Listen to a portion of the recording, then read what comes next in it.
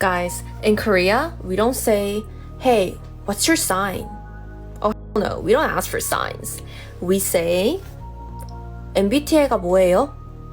Thankfully, people stopped asking that about 4 decades ago. But you know, it would be super fun to go to Korea and ask those questions. My translator would only need to know the words, no, you're not. Here's a simple sign that someone's an INTJ. INTJs have this weird thing that I just can't explain. I'm intuitive, so I just kind of sense this, but I'm telling you, I can spot an INTJ just by the way they write. When you read their writing, I always get this soft, nervous tone to it. It seems almost shaky. I don't know what it is, but I have never been wrong. I get the impression he feels like he's not wrong a lot. And when he says I'm intuitive, I assume what he means to say is, I don't like to rationalize my thoughts very often. Also, I don't know much about Nikola Tesla, but it seems like his inventions and experiments really scream extroverted intuition and introverted thinking. But what else can you really expect from TikTok? Did you know that this test, the so-called Myers-Briggs or 16 personalities test, is completely fake? So psychologists use a few metrics to assess whether a given psychological test is legit, and boy does Myers-Briggs fail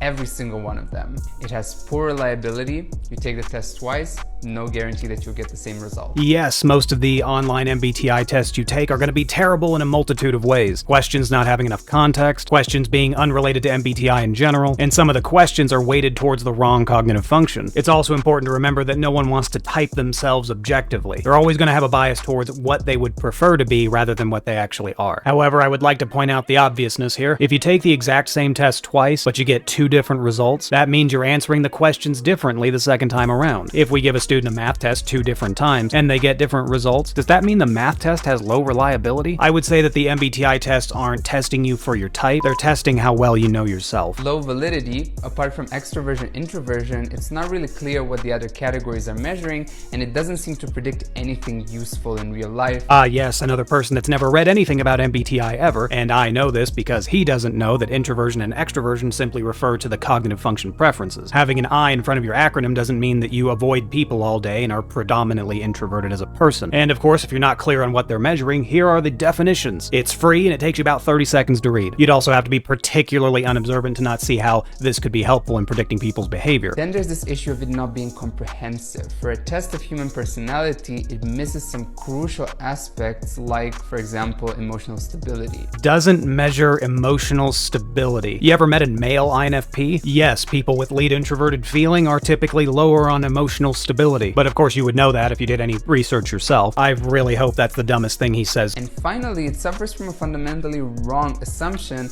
that our personalities fall into these discrete categories or types, when in fact personality looks more like a normal distribution, with most people lying in the middle between, for example, introverts and extroverts. Now, I've been saying this for a while. Most people introvert and extrovert about 50% of the time. But thankfully, the MBTI doesn't measure your levels of introversion or extroversion. And yes, most people have a preference for introverted sensing. I don't mind if people want to talk poorly about MBTI, but at least learn about it first. To find which functions you use, it's really going to be just as simple as you researching them. But if you need a little bit more help or you want some basis to go off of, there are a couple tests that can help you that are not 16 personalities. The most trusted ones are Keys to Cognition and Sac-and-Orva. The results they give you should not be be-all end-all. That being said, they can be very helpful to tell whether each of your functions are introverted or extroverted. In a second, I'll make another video on how to use your test results to find your correct type. I'll also show you where I read about the cognitive functions. Well, boy, I sure hope it's the actual website. Yeah, ISTPs are a dominant introverted thinker, which means that they value very highly a storing of objective data. They want to take in as much objective truth as possible to paint as much of a realistic, true image of reality as they can in their inner world. A little bit like a computer in that way, where they can access a lot of information that they've stored, but it is subjective once it's stored inwardly. The man's talking about an ISTP, but he just described introverted sensing. Also, if I memorize that 6 plus 4 equals 10, does that mean it's subjective now? So the most important thing for an ISTP is to not stay too introverted, because what they'll do is they'll feedback loop into introverted intuition in their third function. So you have introverted thinking, and then extroverted sensing in your auxiliary, and then an introverted intuition in your tertiary or third function. And if we're staying in our introverted world too much and we feedback loop from objective data to essentially simulating the future possibilities. And then he just described extroverted intuition. What an ISTP really, really excels at is showing up in the moment to the world. you are incredibly good at troubleshooting in the moment and getting your hands dirty and just getting into action. Troubleshooting what? Relationship problems? Coming up with unique and creative projects? De-escalating potentially violent conflicts? Or troubleshooting the transmission in their F-150? Be specific, because you're essentially telling ISTPs that they can troubleshoot any situation, which of course they'll, laugh at you. The concept that you want to prepare for the possibilities, or you want to try to predict what the possible outcome of certain situations will be, will paralyze you and keep you from going out into the world.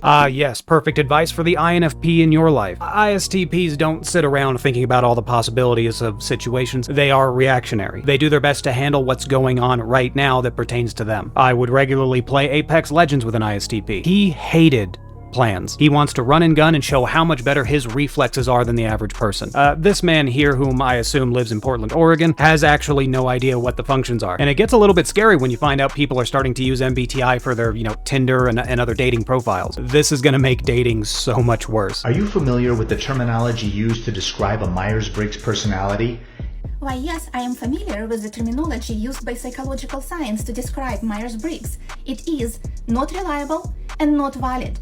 But that's not what you mean, is it? See, Karens can come from any culture. Really flexing that extroverted thinking, by the way. If you're content with the 16 personalities assessment of you, you should stop watching this video now.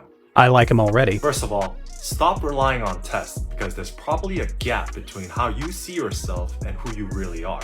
Yes! From now on, this man is the MBTI Buddha. Constantly taking multiple tests won't provide any insight that you don't already possess. What I propose instead is to do your research. Learn about every type and their cognitive functions. Look up people with your same type on personality database and compare yourselves to them.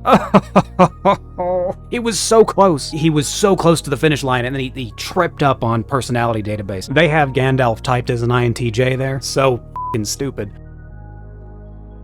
ENTP can be really caring. They often think of others, and it is difficult that they really hate someone. English isn't this person's first language. Misanthropy is there, but it is directed to a humanitarian issue more than to a single subject. Can't a single humanitarian issue be a single subject?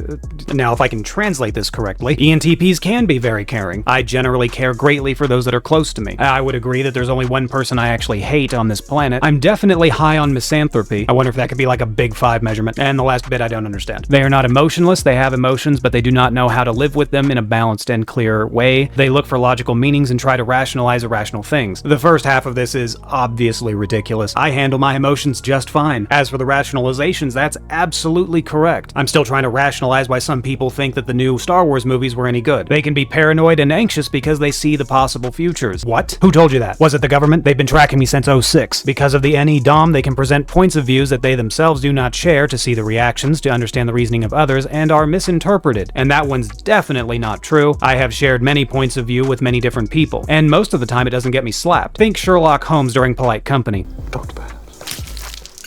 These are a few signs you might be one of the rarest personality types in the world, an INFJ. Do you have a lot of feelings and ideas in your heart and in your mind that you struggle to get out, struggle to explain, struggle to put into words? Do you feel that you have a lot of internal intuitions that you'd rather keep private? And what others see in you is this caring, compassionate person that's always willing to listen, always willing to help others and try and please others. You use a lot of metaphors when you speak, and it's hard to kind of get that sense of knowing that you have across to others in a way that they can understand. You look for authenticity in your relationships, and you really value commitment and trustworthiness. You're very empathetic with others and can really almost blur boundaries between what other people feel and what you feel. Alright, we're gonna stop her right here. She just described an INFP. She's like Melissa Talks tier for MBTI information. If what she just said applies to you, you're an INFP. Or potentially an ENFP. If it were up to these people, INFJs would be like 12% of the US population. And it's because of these types of videos that I almost feel for the INFJs, because they go around telling people that they're actually INFJs, and then people get the wrong impression of them. Because when they tell people they're an INFJ, those people will then ascribe INFP attributes to the INFJ. Can we just like officially change up the INFJs and INFPs? And we'll just say that INFPs and ENFPs in total make up 1.5% of the population.